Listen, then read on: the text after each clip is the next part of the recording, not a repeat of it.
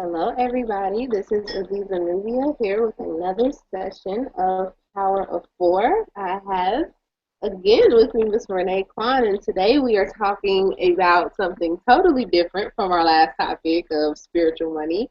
We are talking about natural hair, which is a big topic of Natural Woman magazine, and it's a big topic among women today with the natural hair movement. So let's jump right into this information. Um, let's talk about your natural hair experience, Renee. Um, how far do I go? Well, I grew up in Africa, in Central Africa, and I guess if you're American, you probably think Africa, the motherland, everyone's natural, everyone is, in touch with nature, in touch with elements, and that cannot be farther from the truth. Um, I got a relaxer probably at age 11. Mm, Um, and even before that, my mom used to do something called softener or texturizer. mm-hmm, Um, and I was probably, yeah, the earliest memory was probably when I was 6 or 7 years old. mm, So when I grew up, when I was growing up, all the women in my family were relaxed. Um, it was the standard, and the only exposure we had to the media was through, um, well, American movie stars and European movie stars. And of course, there were not many black people on TV back then, and the standard was to look like whatever actress or model or supermodel was at the time. And I'm 33, and I grew up idolizing, models like Naomi Campbell, who was, I think back then, Naomi Campbell and the Huxtable family, the Cosby Show. So these were my two sort of exposure to black culture or Black American culture.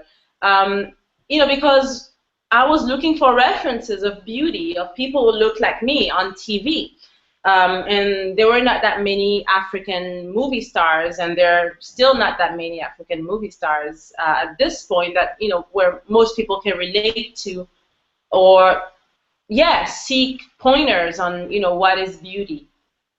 So this is my background, being African, but completely being in the world where we completely reject our being African. Having natural hair meant sort of glorifying the times when we were slaves. Um, it meant being dirty almost, not caring for beauty.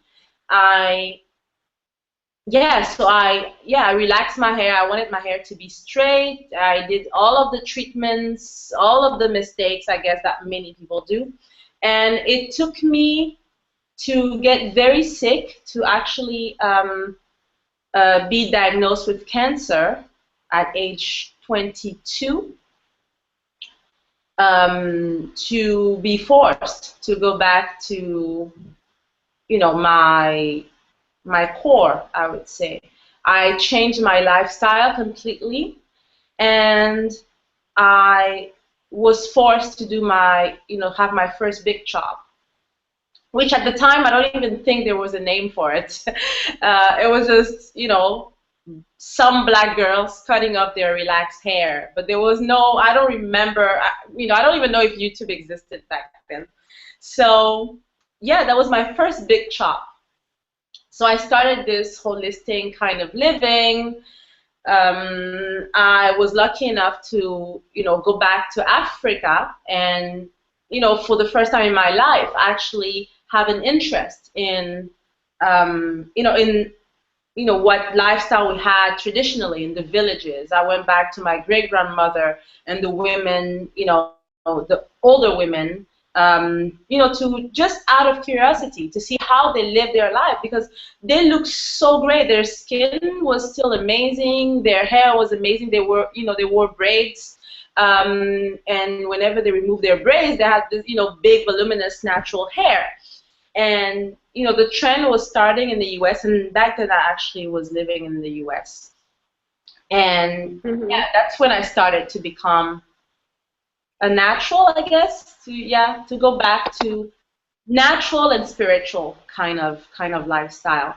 Um, it was my first big chop, but it didn't last. I actually went back to the relaxer a couple of years after, because I got to, I was doing it out of, how can I put it, maybe necessity. But then, I didn't really embrace that aspect of myself. I still didn't recognize myself when I looked in the mirror. I felt like I was somebody else. I was not owning up to, this type of beauty. I was very self-conscious about, the way people looked at me. And yeah, 9 times out of 10, I was still seeking ways to have my hair straightened the natural way. So I went back to the relaxer, and it didn't last a year. Then I started transitioning. And yeah, it's been many, many years now since I've been a natural. And for me, the quest for loving myself was first and foremost a spiritual one, but beauty was one of my excuses to get to the core of my spirituality. Because, we're not born into our bodies as an accident. I was born a black woman in Africa, and it had to mean something. So yeah, I had to love myself, including the Africanness of myself, in order for me to get to loving the divinity inside of me, if that makes any sense. Yeah. Yes, that makes perfect sense. And I too can relate to that. Um, I know I went natural. I think I got my first perm at 8 years old, and I went natural at 18 for a year, and went back to a perm. Hmm. For probably I went back to a perm for probably 2 years, and then I've been natural ever since. But everything you said, it has to being able to love yourself, and accept yourself, accept your hair, because it's a part of you. And if you don't like that part of you, it can really affect your whole outlook on life and how you feel about yourself, and it can create a lot of craziness for you, Absolutely. just with the. Absolutely. So, let's talk about I'm noticing now it's a big natural hair movement going on, which is it's kind of like liberation movement. Women everywhere are just embracing their natural hair.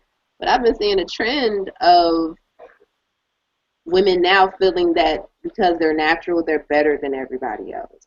They take it has this type of vibration of like it's very so much ego is Us, involved. yeah, it's us against the world, almost.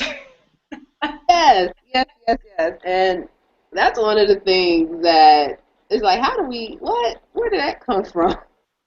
But there is a lot of beef, should I say, in the hair community against natural women and women who either want to have natural hair, but want to have their hair straight, or some women who have natural hair but want to wear weave still, and then the Yes. women who are not giving up the creamy crack at all. Yeah. Like I'm my relaxer in. But the whole point of being natural, I feel, is the health benefit to wanting to be natural. And then the self-esteem that comes in wanting to wear your natural hair. Can we talk about that a little bit? Yes. For me, becoming natural at first was a necessity. Because I just didn't want my hair to fall or to be thinning. I didn't want to look sick. That's why I was proactive into chopping off my hair. I got into Ayurveda as a practitioner. Yeah, probably around the same time. I mentioned that I got cancer, uterus cancer at age 22. And I had laser surgery, and I had the choice to either do chemo to prevent the cancer to come back, yeah, or else. Actually, it was my only option. There's no coincidence, so I met Indian monks in New York back then, and I got into Ayurveda pretty quickly. And in the beginning, it was not to be a practitioner. In the beginning, it was to learn to to live with the elements. And that's what Ayurveda is. It's the idea that we are made of these elements, and we are surrounded by these elements, and it teaches us how to go with the flow of the energies rather than against it. And it includes, it is plant-based healing. It is also the practice of meditation, of all these rituals to improve your life from inside out. Now, I was always attracted to the idea of beauty, probably because I come from a very, very religious family where my father is Muslim, my mom is Catholic, and talking about being pretty was almost like a no-no. It was taboo. And as soon as I could get my hand on lip gloss, I jumped into it. I just love the idea of beauty, and I always thought of beauty as a magical tool. It is, again, it is a spiritual tool. If you ever read the Vedas in the Hindu tradition, it says that beauty is a reflection of divinity, and they speak of reincarnation and the fact that if you go through several reincarnations, you actually go crescendo in your vibrations, meaning that you may start, as an example, as an insect, and through learning experiences and different lifetimes and lessons learned, you get higher and higher in your energy. And it is said that the more beautiful you are on the outside is actually a reflection of how high your soul is. Now, the idea is not to be beautiful according to Vogue magazine or to Elle magazine or Marie Claire or whatever, media. The media is imposed. It's not about your waistline or, again, the type of hair you have. It is about innate beauty. It's about radiance. It is about glow. It is about owning up to your own type of beauty, being comfortable in your own skin. And when you see beautiful women, usually you don't even know how to define it. It's just a presence. It's it's charisma. It's someone comes in through the door and you just can't stop looking at them. They have something. You don't even know how to call it. That's what I'm talking about when I talk about beauty in the spiritual sense. It means the light shining from within. So beauty is a very powerful thing. And if you think of beauty as something holistic, you understand that all aspects of your life have to be fed. Your soul has to be fed. Your body has to be fed so that whatever you see outside reflects, the radiance that is inside. Meaning that if you eat properly, you eat what we call sattvic food, food with, good energy, meaning, food that is the closest to what it was when it was under the ground. If you treat yourself properly, if you are kind to yourself and to others, then this will radiate on the outside. So, yeah, as soon as I realized that, I had no choice but to embrace who I was. And it was very puzzling for me to actually realize that people of other ethnicity, women and men of other ethnicities, tended to appreciate or be curious about my natural hair, whereas in my own community, it was either, there were two camps. The camp of, when I used to go to the hair salon and they would tell me, oh, you would be so pretty if your hair was straight or relaxed. And then the other side was, yeah, you're part of us. The activist movement, about being nappy or being natural or whatever other labels we put on it. For me, it was never about a political statement. For me, it was about knowing who I was, and ultimately also knowing that beauty and hair is an accessory. Hair is a way for us to express our creativity, a way for us to be also identified on the outside, so that when people see us, they see a version, the outside version of who we are on the inside. So it was never about being pro or against, a movement.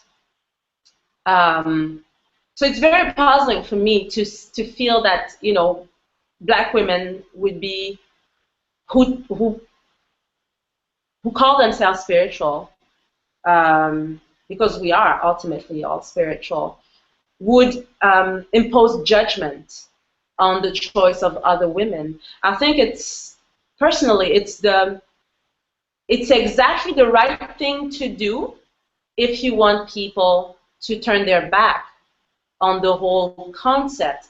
I think we should be inviting. I think we should be the best version of ourselves, so that if someone from the outside, sees this radiance and they attribute it to our lifestyle, then they're curious about it. Then they want to know more about it, and maybe they would want to make the changes in our lives. But if we go about it in conflict, then yes, we receive conflicting responses. But then again, I can understand where it's coming from.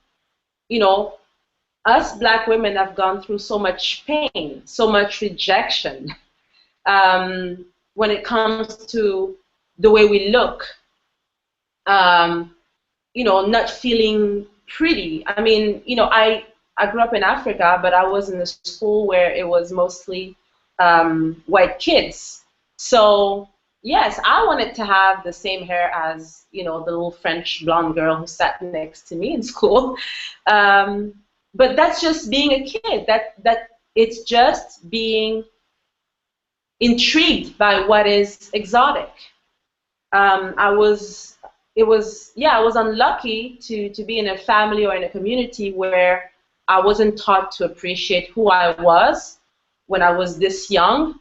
And that's probably why I'm so protective about my kids today, about telling them how pretty they are, how great their hair is in their natural state. But we are all different.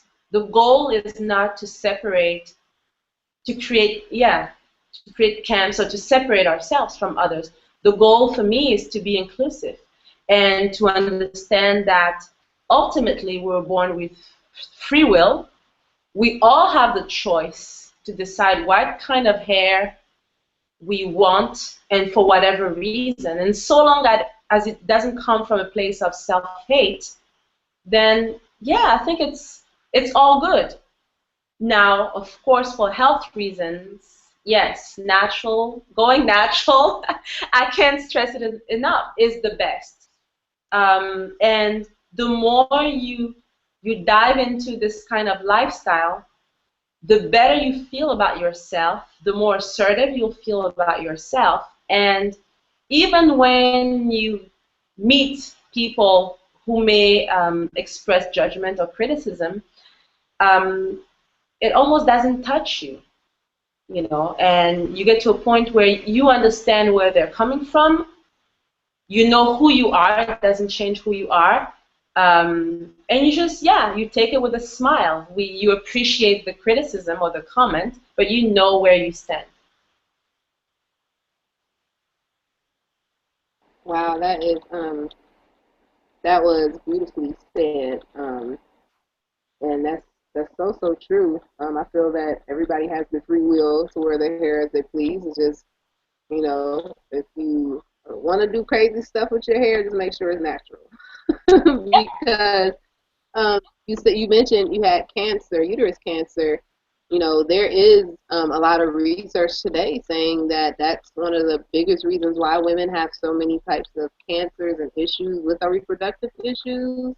Absolutely. With our is because of the relaxers and the chemicals that we put on our hair.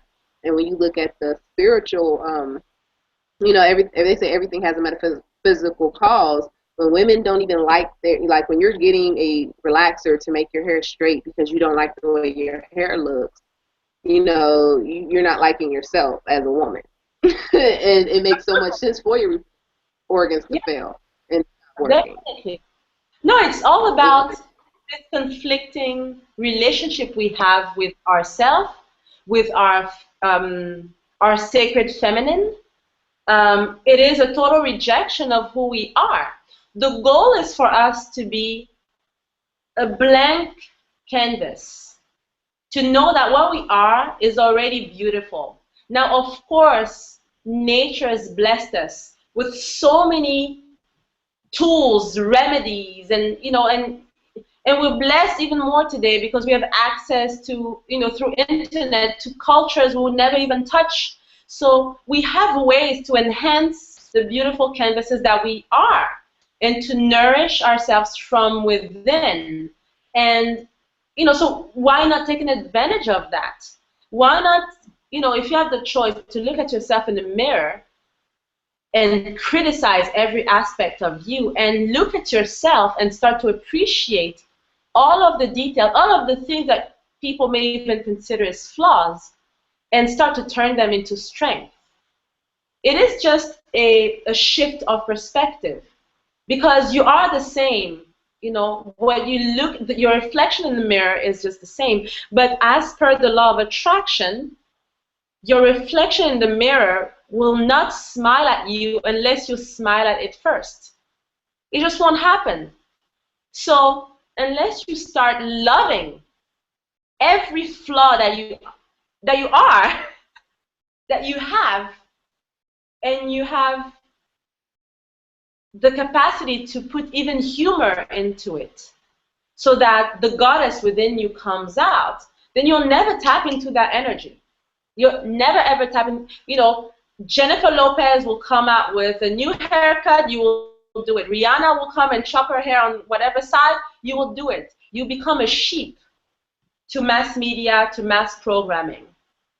It's only when you go back to your core and you realize that you are divinity in the flesh, and your body is a temple, and your hair is what makes you a goddess.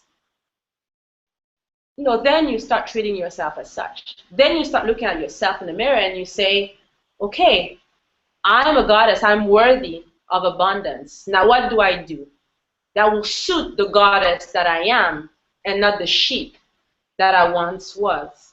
So it is just shifting your perspective and deciding for yourself that you love yourself. And then you will see the doors opening. You will have, yeah, you will discover that there is a whole world out there of all of the opportunities, recipes, plants, ingredients, whatever that are out there ready for you. And I'm at the point right now where if, once in a blue moon I'm tempted to have bad food, by the second bite, my body rejects it. I just can't have it.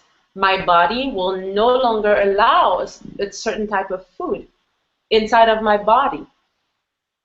And yeah, I'm very lucky because I didn't used to be that way. But it took work. It took actually making the choice of tasting different foods, of even feeling like, wow, this is really weird. But giving it a try and unlearning what I used to know and choosing to live a different way.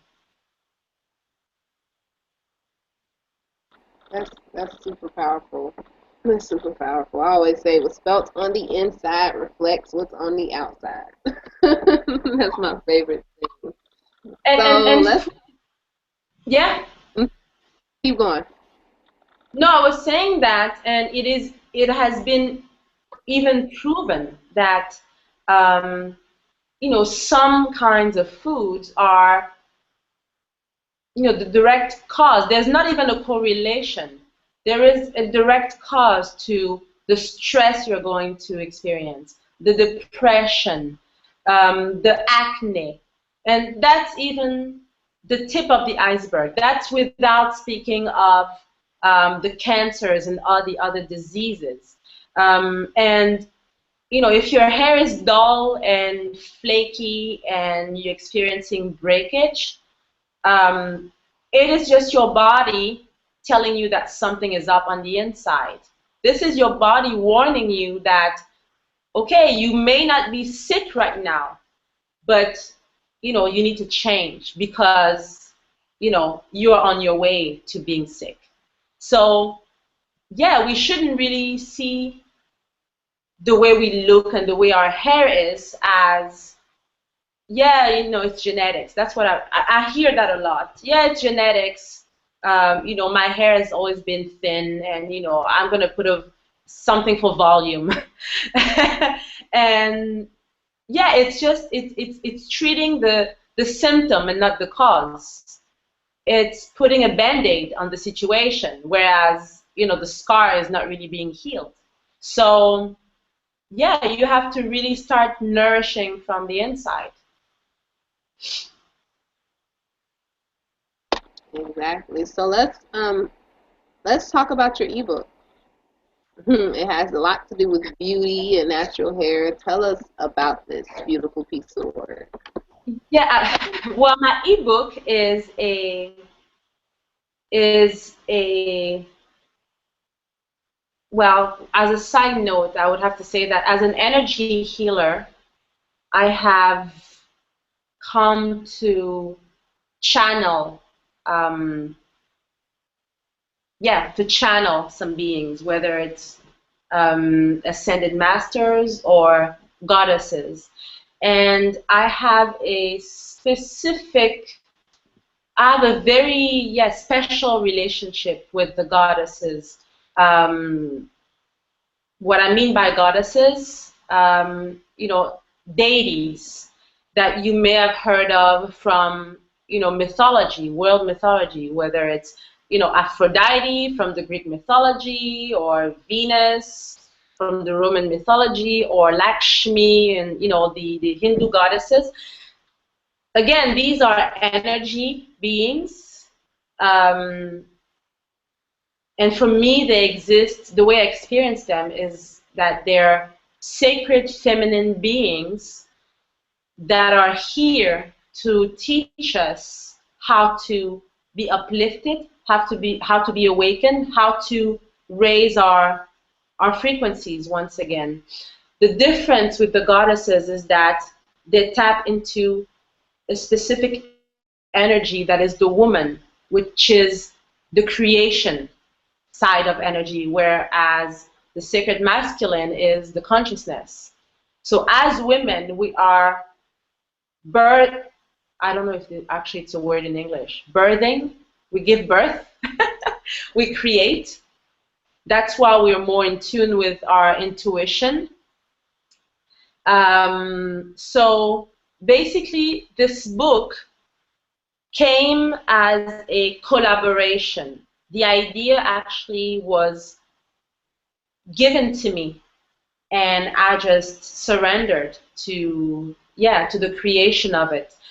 So the goal was to be playful with hair. The goal was to show that there is a spiritual aspect to hair, just like there's a spiritual aspect to everything else in our universe. And if you use, again, the idea or the concept of the law of attraction, you know that the way you treat your hair, the way you talk, even to your hair, is going to be the trigger to the kind of hair you're going to have. Your hair has a personality. Your hair is different from another girl's hair. You know, you may even be twin sisters, and your hair is not the same. Each of us have a specific spiritual DNA, and our hair is one way for us to express our creativity, our womanhood, our beauty. So this book is really for women who are natural already, or who are interested or curious about the natural lifestyle, and it is almost dictated. It's taken from each of these deities, and they give you their outlook on what hair and beauty is. And it talks about how sacred hair is. If you look into history even, or even religion, you will see many tales of women cutting their hair, either as a way to, to make an offering to a god, or as a way to sacrifice whenever, if it's a time of turmoil or war or things like that. Hair and even in African culture, the way we braid our hair shows whether we are from a specific ethnic group or from royalty or whatever. It is from just looking at a woman's hair, someone can determine whether she comes from East Africa, South Africa, whatever ethnic group, etc. So hair is an identity. So the idea is to learn new rituals and to incorporate spiritual rituals into caring for our hair. It is non-judgmental. It is non-denominational. It is not about being a Christian, a Hindu, a Muslim, or a Buddhist, or whatever. It is just about learning to love your own hair the way it is, the way it frizzes, the way the curls may be irregular, whatever you have, to take it as your basis and to make it even more gorgeous. Oh my gosh, so where can we get this book? Where is that?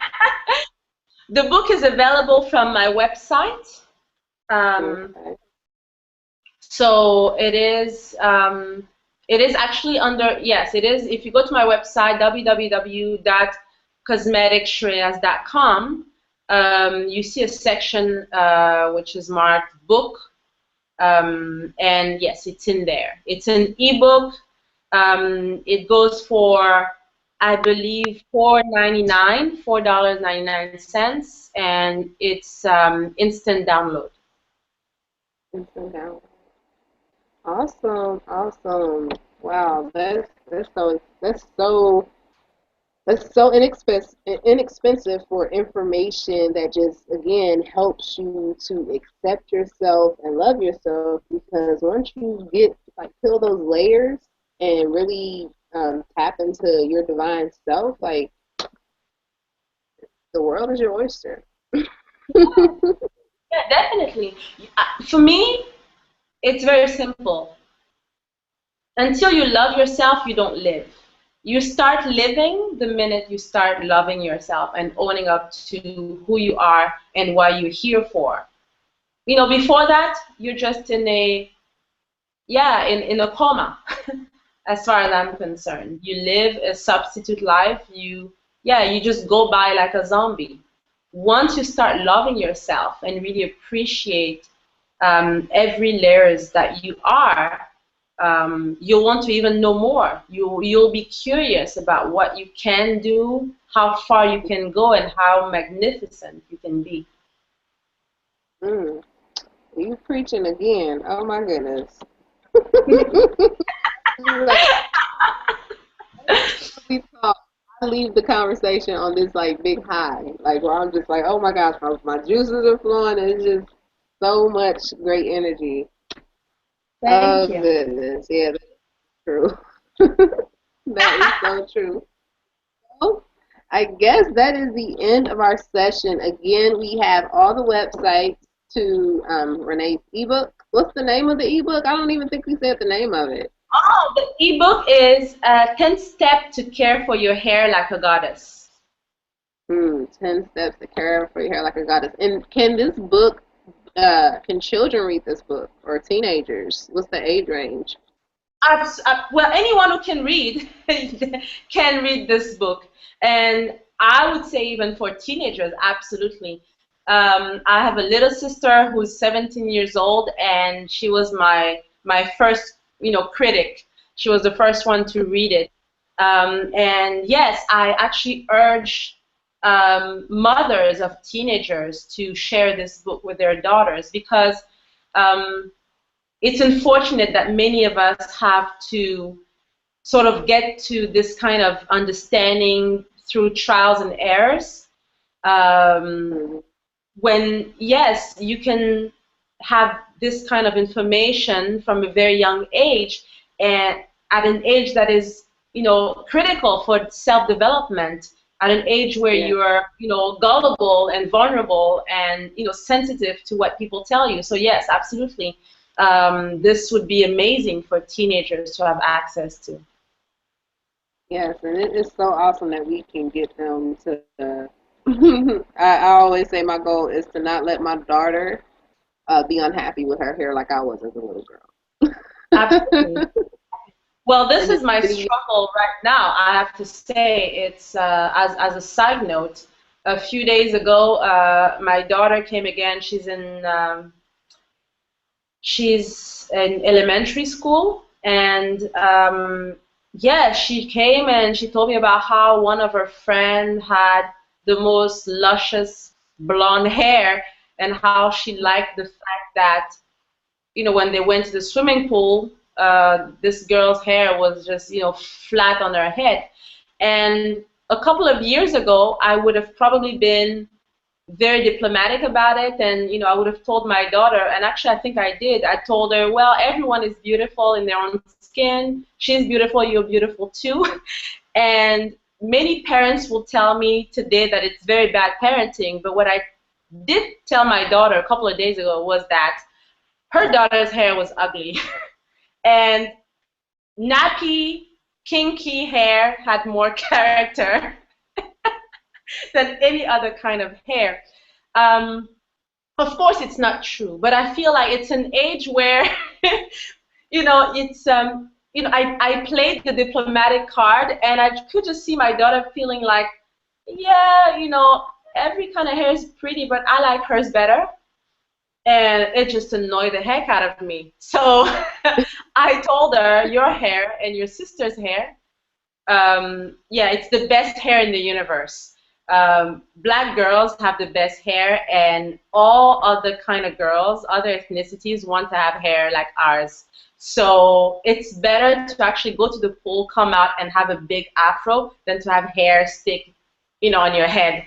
So yeah, I don't know if it worked completely, but at least I felt good afterwards. So yeah, it is a struggle. It is absolutely a struggle, and media doesn't help.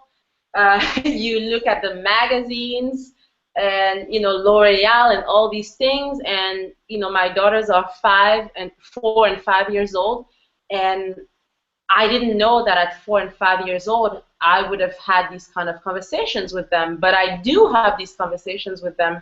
And even for me, I make it a point not to even straighten my hair so much, even though sometimes I want to have a blow dry as well. I want to change styles, but I want them to know that, yeah, what mommy preaches, mommy actually does. If mommy says that, curly, nappy, kinky hair is the best, then mommy should wear her hair that way. So, I have to discipline myself even so that, whatever I tell them sinks in, but really sinks in, very deeply. So, yeah, it's a journey. It's a journey, to say the least.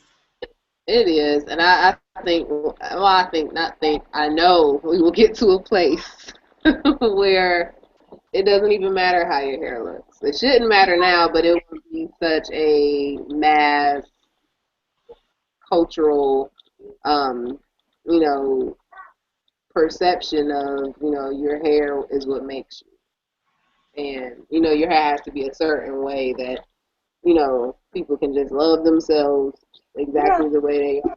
And when you come from a place of, and this is the last point I want to make, when you come from a place of loving yourself already, then you make changes to your hair based upon how you feel. You're not doing it to look better. You're just doing it to express yourself and express your creativity.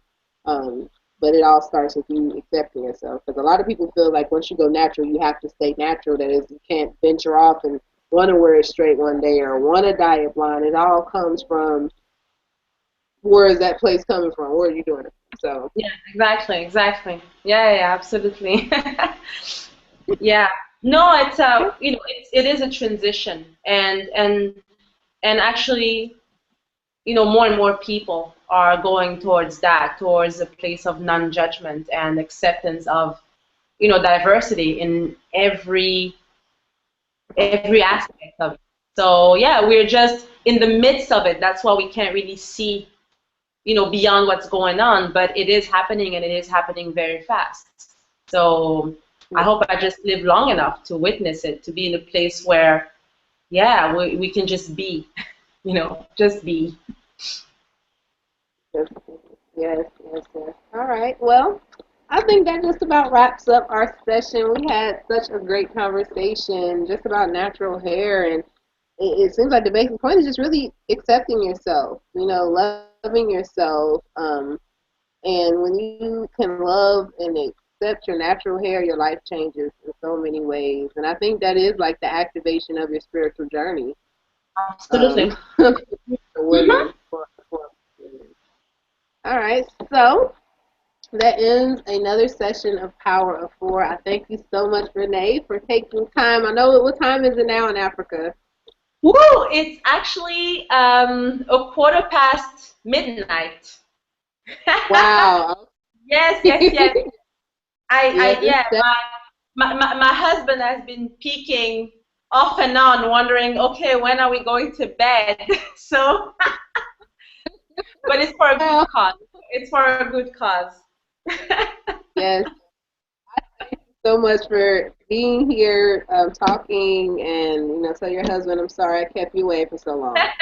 Um, I but will. I thank need an excuse. I need an excuse. So I definitely will tell him it's not my fault. you. Okay. Well, I wish you enjoy the rest of your evening, and again, thank you so much for joining us for Power of Four. Thank you. Bye bye. Thank you.